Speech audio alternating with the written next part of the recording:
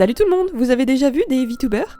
Je sais pas si on en a beaucoup en France, mais du côté anglophone et japonais de YouTube et des plateformes de streaming en général, c'est très populaire. Ce sont en gros des avatars qui remplacent une caméra de streamer. Je fais encore pas de live, mais dans le cas où j'en ferai, j'avais envie de me créer un petit avatar. Ça a l'air un peu compliqué, donc je vais tenter quelque chose de simple. J'ai choisi deux personnages, ma petite chauve-souris qui a un design très simple qui devrait être facile à animer, et un peu plus compliqué, Clarence, un de mes personnages. La vidéo sera en deux parties, d'abord le dessin des personnages, puis comment les animer avec un logiciel. N'oubliez pas de vous abonner et de liker la vidéo, et c'est parti! On va commencer par la chauve-souris. J'ai repris un de mes dessins et j'ai créé un calque par partie qui pouvait potentiellement bouger. J'ai regardé quelques tutoriels pour comprendre un peu comment fonctionnait le logiciel que je vais utiliser. Il faut du coup que plusieurs parties soient séparées pour pouvoir ensuite les faire bouger indépendamment les unes des autres.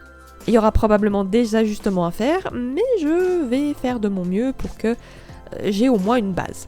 Le perso est très simple, donc normalement ça devrait pas être trop difficile après pour les mouvements. Et voilà ce que ça donne, c'est assez simple. J'ai un fichier différent pour les oreilles, le visage, sa petite mèche, plusieurs truffes, les yeux fermés, ouverts ou surpris, son corps, ses ailes et son nœud. Ensuite, Clarence, que vous reconnaissez probablement, c'est un de mes personnages que j'utilise généralement comme photo de profil un peu partout sur les réseaux sociaux. J'ai essayé de pas faire quelque chose de trop compliqué, avec plein de mèches de cheveux pour que ce soit pas trop un cauchemar à gérer après. La partie dessin, ça va, mais c'est vrai que la partie gérer les mouvements de l'avatar, ça a l'air un brin compliqué. Et même si ça me dirait bien d'essayer un personnage vraiment compliqué et d'utiliser un logiciel plus complexe comme Live2D, je vais rester dans la simplicité, hein. C'est la première fois que je fais ça quand même. Je vais du coup utiliser PNGtuber+. Ça permet pas de faire tourner la tête et tout le tralala, mais ça donne quand même pas mal de possibilités pour faire bouger le personnage et ça sera suffisant pour le moment. Ce que j'ai appris pour créer les avatars, c'est qu'il faut prévoir chaque élément comme une couche du dessin.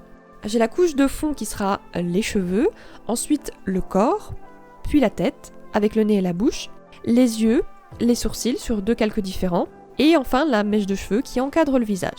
Alors, je vais peut-être devoir séparer les deux mèches, je sais pas encore trop, histoire de donner un mouvement un peu plus fluide, mais ça je verrai quand j'attaquerai l'animation.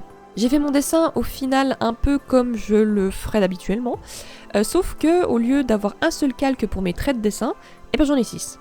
C'est pas particulièrement compliqué à gérer, hein, faut juste rester très organisé et bien rangé dans des dossiers. Mais je pense qu'avec un personnage plus compliqué, ça devient probablement très vite à l'enfer. Ce que j'ai appris, c'est qu'il faut aussi bien penser à faire chaque élément en entier.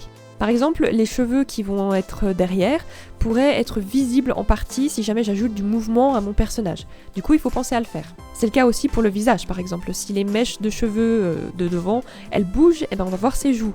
Donc j'ai dessiné la totalité de son visage, avec le crâne aussi pour être bien sûr. Pour les yeux, je suis pas tout à fait sûre de comment je vais faire. Comme j'ai dit, j'ai vu des tutoriels, mais je vais pas mal apprendre en essayant, je pense. Et pour être sûre, j'ai créé plusieurs étapes pour fermer les yeux. J'ai créé une bouche aussi directement sur le visage, mais je pense qu'il va falloir que je le détache pour faire parler le personnage. Mais on ajoutera ça quand je serai à la phase de test. Et voilà donc ce que ça donne, l'arrière des cheveux, le corps, le visage avec la bouche, qui va peut-être changer, les yeux, les sourcils et la mèche devant. Et voilà mes deux VTubers.